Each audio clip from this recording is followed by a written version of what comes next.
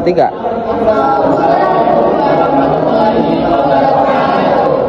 Kami dari kelompok 5 akan presentasikan produk 4 yang berjudul zat fisik. Oke, semuanya di sini kita akan bahas tentang modul 4 tentang physical layer. Kalau di modul sebelumnya, modul 3 kita belajar protokol and models. Kita tuh bahas tentang bahasa atau aturan main protokol. Sekarang kita bakal bahas gimana sih data itu tuh beneran dikirim lewat kabel ataupun udara secara fisik gitu. Nah, di sini di 4.1 the physical connection.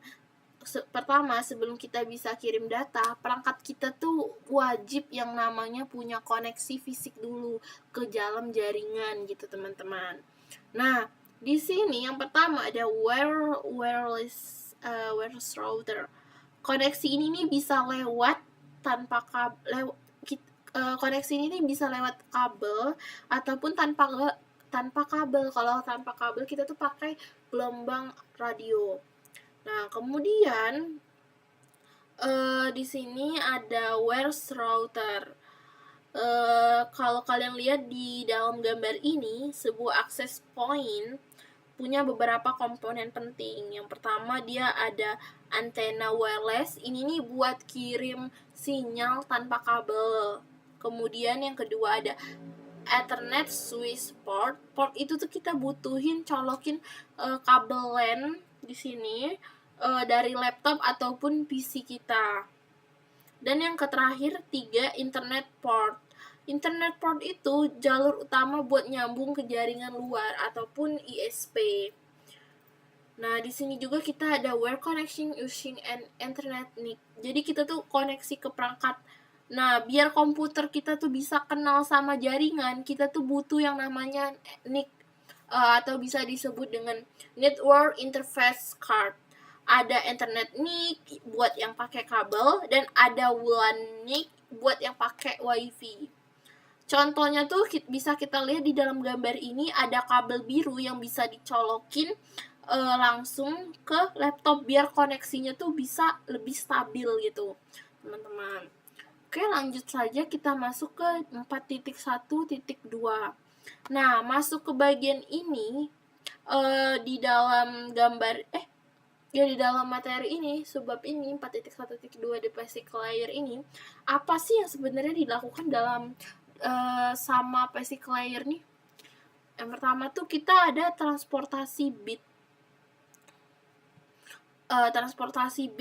Tugas utamanya tuh adalah mengantar bit kita ini ke angka 0 dan 1 yang menyusun frame dari data link layer melewati media jaringan. Kemudian ada proses encoding, dia bakal ambil frame lengkap terus diubah jadi sinyal, entah itu sinyal listrik, cahaya, ataupun gelombang radio, tergantung kabel apa yang kita pakai gitu. Nah, kemudian ada penerimaan data juga. Di sisi penerima, physical layer tuh bakal ngambil sinyal-sinyal tadi, dibalikin lagi jadi bit 0 dan 1, terus dikirim balik ke layar atasnya sebagai frame yang utuh gitu. Jadi, tanpa physical layer ini data kita tuh cuma bakal nyangkut di software aja dan nggak bakal pernah terkirim kemana-mana. Oke, karena kita udah tahu tujuannya, selanjutnya kita bakal bahas karakteristik teknisnya di bagian 4.2 yang bakal dijelasin sama teman saya. Silakan, saya persilakan. Assalamualaikum warahmatullahi wabarakatuh. Di sini saya akan membuat video modul video jarkom atau jaringan komputer, yaitu modul 4.2. Kita langsung saja ke modulnya. Nah, di sini saya akan membahas tentang 4.2 physical layer karakteristik, yaitu karakteristiknya physical layer.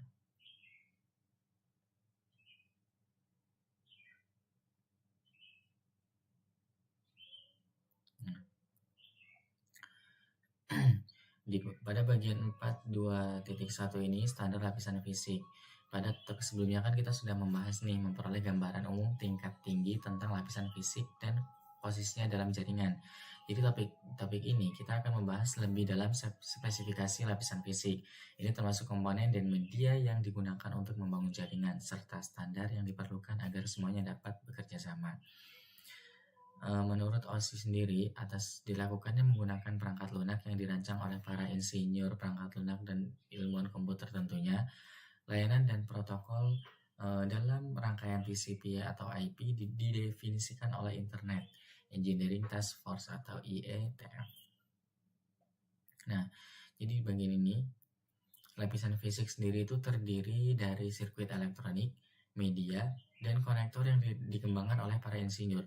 Oleh karena itu, sudah tepat jika standar mengatur perangkat ini didefinisikan oleh organisasi teknik elektro dan komunikasi yang relevan.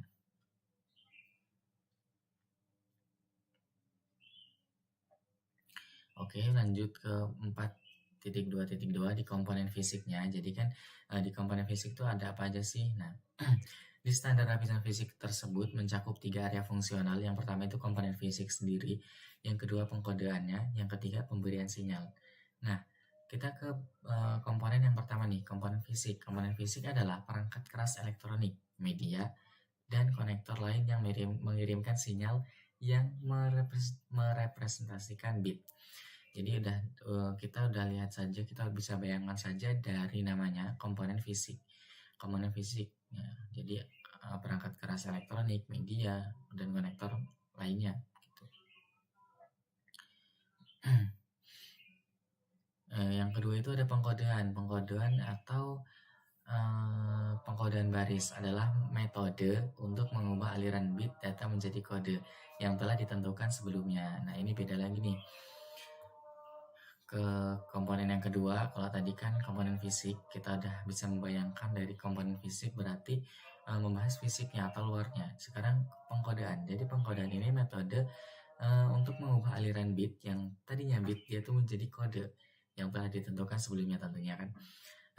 Kode sendiri itu apa? Kode adalah pengelompokan bit yang digunakan untuk memberikan pola yang dapat diprediksi dan dikenali baik oleh pengirim maupun penerima. Jadi kode ini kelompokan bit. Nah, kan ada beberapa bit dikelompokkan menjadi kode untuk memberikan pola agar bisa diprediksi. Dengan kata lain juga, jadi nama lainnya pengkodean adalah metode atau pola yang digunakan untuk merepresentasikan informasi digital. Ini mirip dengan cara mode Morse mengkodekan pesan menggunakan serangkaian titik dan garis. Nah, contohnya kayak gini. Kurang lebihnya.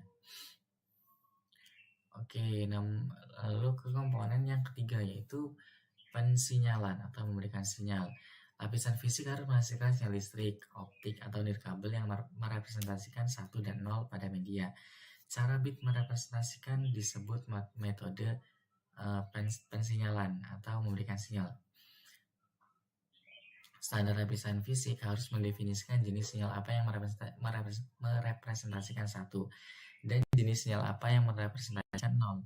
Ini bisa sederhana perubahan level sinyal listrik atau pulsa optik. Misalnya pulsa panjang dapat merepresentasikan 1, sedangkan pulsa pendek dapat merepresentasikan 0. Kurang lebihnya gini, sinyal listrik melalui kabel tembaga. Ini kurang lebihnya seperti ini. Lalu ada serat optik. Nah, lalu media nirkabel. Oke, kayak gini. Oke, yang kelima itu ada bandwidth. Berbagai media fisik mendukung transfer bit dengan kecepatan yang berbeda. Transfer data biasanya dibahas dalam hal bandwidth. Bandwidth sendiri itu apa? Suatu kapasitas suatu media untuk membawa data. Jadi kapasitasnya media untuk membawa data. Jadi kan di awal sudah dijelaskan berbagai media fisik mendukung transfer bit dengan kecepatan yang berbeda. Nah, ini tuh bandwidth itu adalah kapasitasnya nih. Untuk membawa suatu media itu kan berbeda-beda. Lalu bandwidth digital mengukur jumlah data yang dapat mengalir dari suatu tempat ke tempat yang lain dalam jumlah waktu tertentu. Bandwidth sendiri biasa diukur dalam kilobit per detik atau kbps. Megabit per detik megabit per detik atau Mbps atau gigabyte per detik.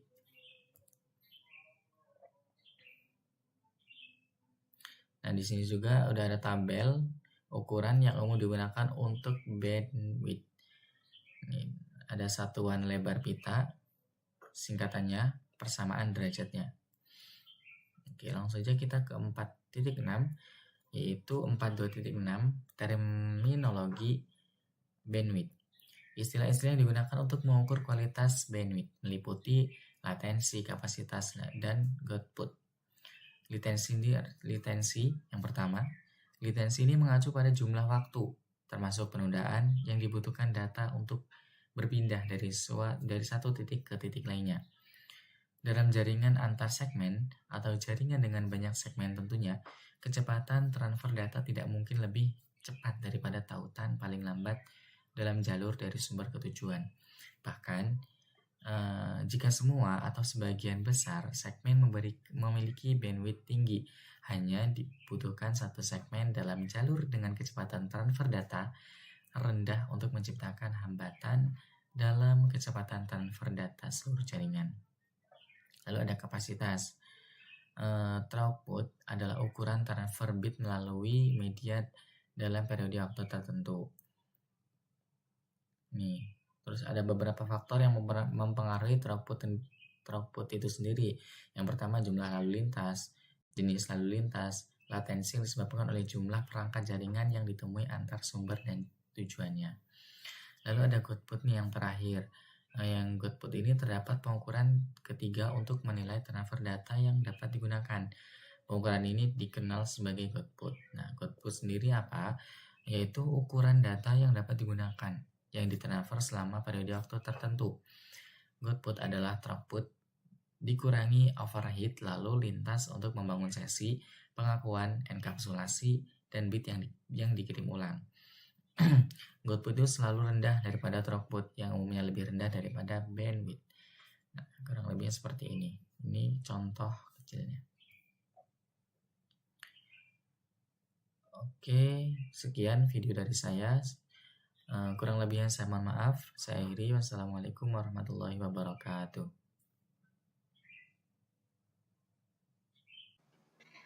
Oke, perkenalkan nama saya Rahelisa Septiana dengan NPM 2578-2050. Saya dari kelas TRI 2B. Di sini saya akan melanjutkan yaitu di 4.3, yaitu ada kabel tembaga. Di sini karakteristik kabel tembaga. Jadi kabel tembaga itu adalah jenis kabel yang paling umum digunakan untuk jaringan sekarang ini. Nah, kabel tembaga itu bukan cuma salah satu jenis kabel. Jadi ada 3 jenis kabel tembaga yang masing-masing itu digunakan dalam situasi tertentu. Nah, di sini ada nilai waktu dan tegangan pulsa listrik juga rentan terhadap gangguan dari dua sumber. Yang pertama itu inferensi elektromagnetik atau inferensi frekuensi radio.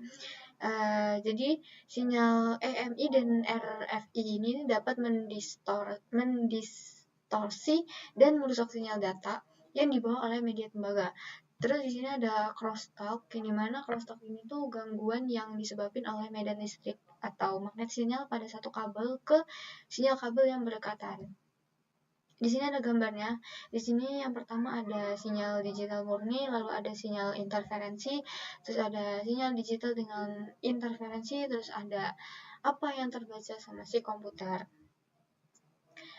Kemudian di sini kerentanan kabel tembaga terhadap kebisingan elektronik juga dapat dibatasi dengan menggunakan rekomendasi berikut. Yang pertama, kita milih jenis atau kategori kabel yang paling cocok buat lingkungan yang tertentu. Terus yang kedua, merancang infrastruktur untuk menghindari sumber gangguan yang diketahui dan potensial pada struktur bangunan. Kemudian yang ketiga, pakai teknik kabel yang mencakup penanganan dan penghentian kabel yang tepat. Lalu di 43.2 ada jenis kabel tembaga, itu ada 3 jenisnya. Yang pertama ada UTP, terus STP, kemudian ada kabel koaksial. Ini koaksial, ini UTP. Jadi kalau UTP itu urutannya, kalau yang straight itu putih oranye, putih hijau biru, putih biru hijau, dan putih coklat. Kalau yang cross itu putih hijau-hijau, putih oranye biru, putih biru oranye, putih coklat. Lalu di sini ada kabel STP juga, lalu di sini ada kabel koaksial. Lalu di sini saya akan menjelaskan kabel UTP. Jadi kabel UTP ini media jaringan yang paling umum, yang paling sering dipakai. Jadi kabel UTP ini setelah kita mengurutkan tembaganya, itu dia bakal pasangkan konektor, yaitu RJ45, buat ngehubungin host jaringan dengan perangkat jaringan perantara seperti router, seperti itu. Kemudian di sini ada STP. Jadi twice pair STP itu memberikan perlindungan kebisingan yang lebih baik daripada si UTP. Nah, namun dibandingkan dengan kabel UTP, STP ini secara signifikan lebih mahal dan susah dipasang. Seperti kabel UTP, STP menggunakan konektor RJ45. Kemudian, nah ini kabelnya ya. Terus di sini ada kabel koaksial atau disingkat dengan koaks, ini mana kabel koaksial ini terdiri dari konduktor tembaga digunakan untuk mentransmisikan sinyal elektronik. Lalu lapisan penebat plastik fleksibel mengelilingi konduktor tembaga. Bahan isolasi dikelilingi oleh jalinan tembaga anyaman atau foil logam yang bertindak sebagai kawat kedua dalam sirkuit dan sebagai perisai untuk konduktor bagian dalam. Jadi ini lapisannya tuh ada banyak. Terus seluruh kabel itu ditutup pakai jaket kabel untuk mencegah kerusakan fisik kecil. Nah, terus ada berbagai jenis konektor yang digunakan dengan kabel koaks. Konektor bayonet nail concealment atau BNC, tipe N dan tipe F. Ini kemudian di sini desain kabel koaksial digunakan dalam situasi berikut. Yang pertama ada instalasi nirkabel. Kabel koaksial itu memasang antena ke perangkat nirkabel. Terus kalau yang internet kabel, dia itu penyedia layanan menyediakan konektivitas internet kepada pelanggan mereka dengan mengganti bagian kabel koaksial dan elemen amplifikasi pendukung dengan kabel serat optik. Lalu, udah selesai? Oke, mungkin itu aja yang bisa saya sampaikan. Terima kasih. Assalamualaikum warahmatullahi wabarakatuh. Perkenalkan, nama saya Muhammad Ramadhani dengan PM 2588245 dari kelas 2B. Jadi saya di sini akan menjelaskan tentang kabel UTP. Jadi kabel UTP itu adalah kabel jaringan yang paling umum digunakan pada jaringan komputer, terutama pada LAN atau Local Area Network. Untuk sifat-sifat kabel UTP-nya, pembatalan. Para perancang kini memasang kabel dalam satu rangkaian. Ketika dua kabel dalam satu rangkaian listrik ditempatkan berdekatan, medan magnetnya akan saling berlawanan. Oleh karena itu, kedua magnet tersebut saling meniadakan dan juga meniadakan sinyal EMI dan RFI dari luar. Untuk lebih meningkatkan efek pembatalan dari kawat rangkaian berpasangan, perancangan memvariasikan jumlah puntiran setiap pasangan kawat dan kabel. Kabel UTP harus mengikuti spesifikasi yang tepat yang mengatur banyak puntiran atau jaringan yang diizinkan per meter kaki kabel. Oke, ini contoh kabel UTP-nya. Jadi di dalam kabel UTP ini terdapat 8 kabel kecil dibagi menjadi 4 pasang, tiap pasang dipilin atau dipelintir kayak gini. Standar dari konektor kabel UTP. Kabel UTP memiliki standar bersama TIA dan EIA. Secara khusus TIA atau EIA 568 merupakan standar pengambalan komersial untuk instalasi LAN dan merupakan standar yang paling umum digunakan dalam lingkungan pengabalan LAN. Beberapa elemen yang didefinisikan adalah sebagai berikut. Yang pertama ada jenis kabel, panjang kabel, konektor, terminasi kabel, metode pengujian kabel.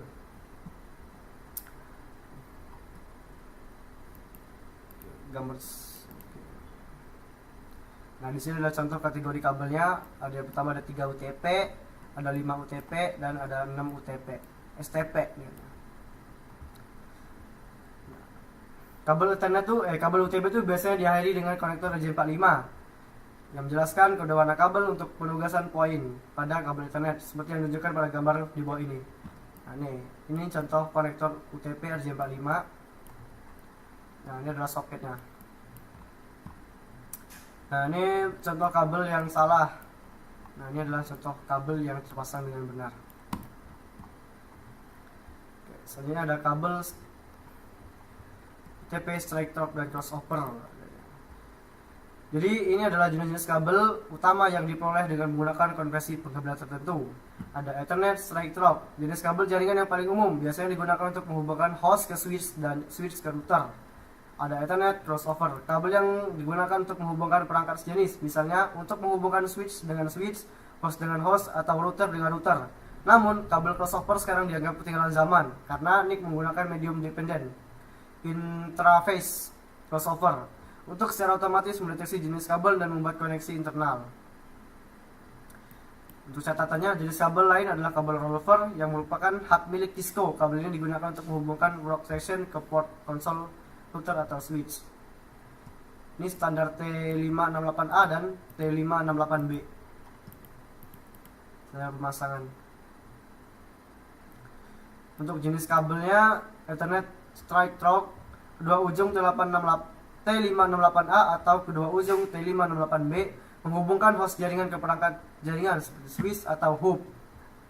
Yang kedua ada persilangan Ethernet, satu ujung T868A, 68A, ujung lainnya T568B menghubungkan dua host jaringan, menghubungkan dua perangkat perantara jaringan, saklar ke saklar atau router ke router. Yang selanjutnya ada pengguliran milik Cisco, menghubungkan port serial workstation ke port konsol router menggunakan adaptor. Ini susunan pinnya. Oke, mungkin itu saja yang dapat saya jelaskan. Untuk lebih dan kurang saya mohon maaf. Saya Ali, wassalamualaikum warahmatullahi wabarakatuh. Perkenalkan, nama saya Mutia Kwana Hidayat dari kelas 2B NPM 2578048. Di sini saya akan menjelaskan di modul 4.5 tentang kabel serat optik. Langsung saja kita ke modulnya. Ini di 4.5 yaitu kabel serat optik. Sifat-sifat kabel serat optik seperti yang telah kita pelajari, kabel serat optik adalah jenis kabel lain yang digunakan dalam jaringan. Karena harganya mahal, kabel ini tidak umum digunakan seperti berbagai jenis kabel tembaga. Namun, kabel serat optik memiliki beberapa sifat pilihan dalam situasi tertentu. Kabel serat optik mengirimkan data melalui jarak yang lebih jauh dan pada bandwidth yang lebih tinggi daripada media jaringan lainnya. Dan serat optik adalah untaian kaca murni yang sangat tipis dan transparan, fleksibel dan ukurannya tidak jauh lebih besar dari sehelai rambut manusia. Sebagai analogi, bayangkan gulungan tisu dapat dapur kosong dengan bagian dalamnya dia lapisi seperti cermin panjang 1000 meter dan penunjuk laser kecil digunakan untuk mengirimkan sinyal kode Morse dengan kecepatan cahaya. Pada dasarnya begitulah cara kerja kabel serat optik, hanya saja diameternya lebih kecil dan menggunakan teknologi cahaya canggih. Dan jenis-jenis medianya, serat mode tunggal SMV terdiri dari inti yang sangat kecil menggunakan teknologi laser mahal untuk mengirimkan satu berkas cahaya seperti yang ditunjukkan pada gambar ini. Dan serat multimode ini seperti ini. Salah satu perbedaan utama ada antara MMV dan SMV adalah tingkat dispersinya.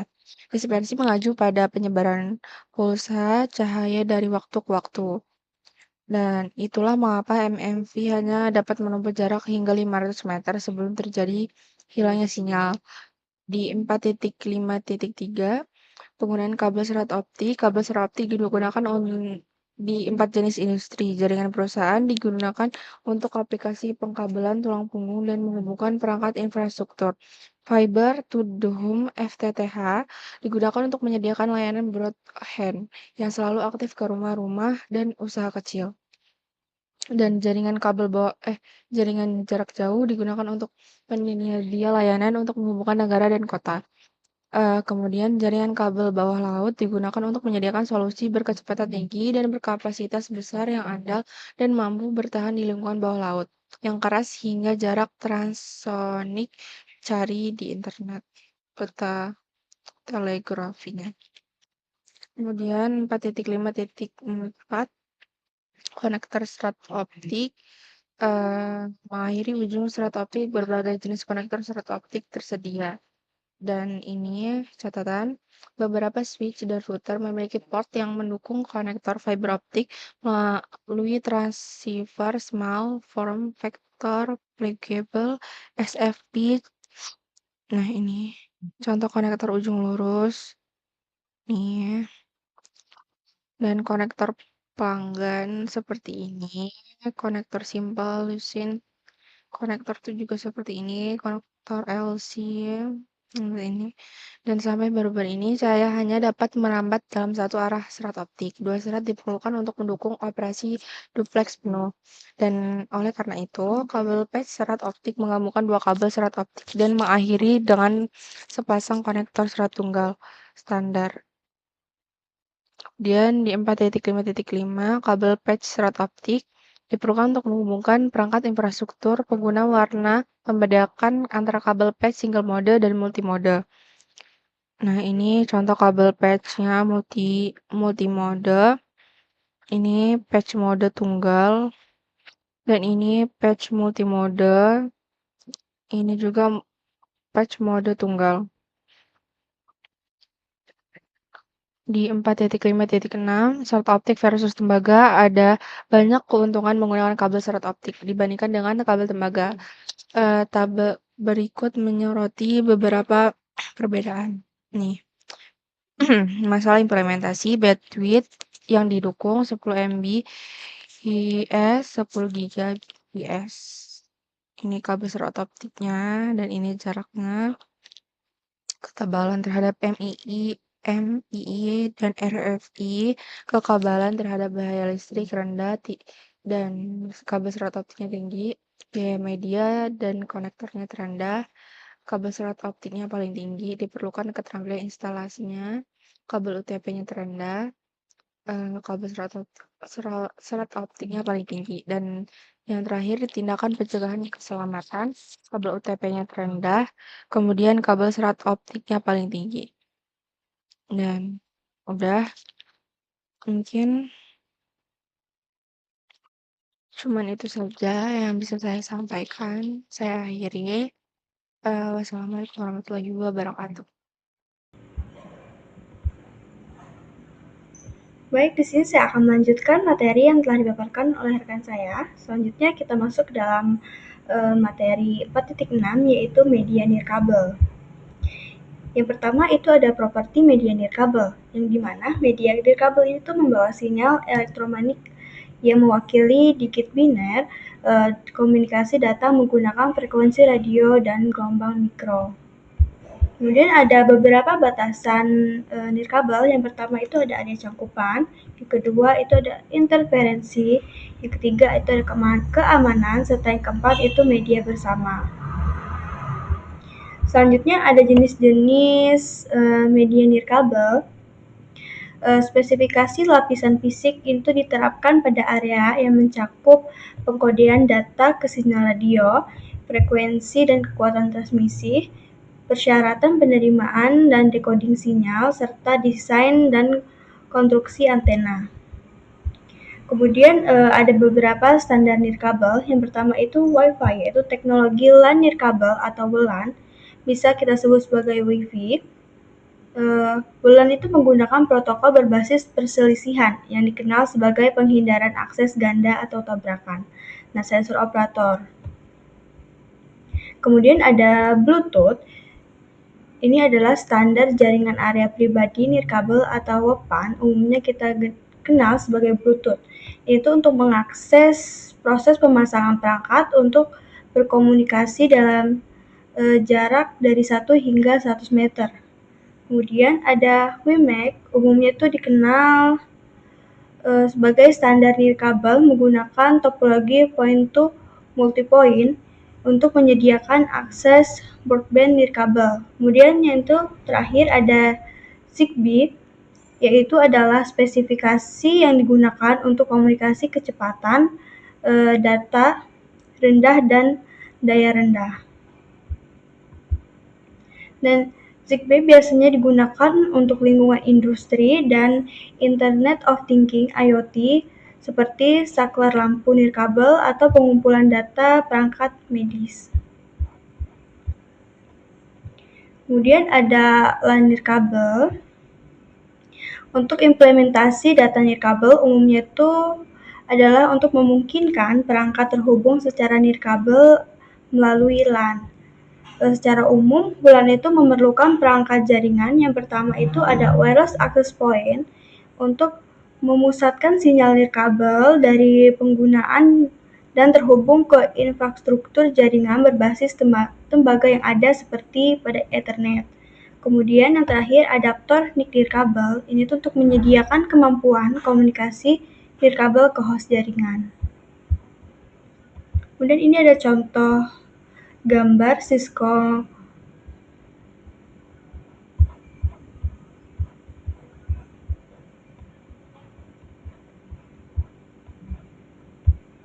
Oke, mungkin itu saja yang dapat saya jelaskan.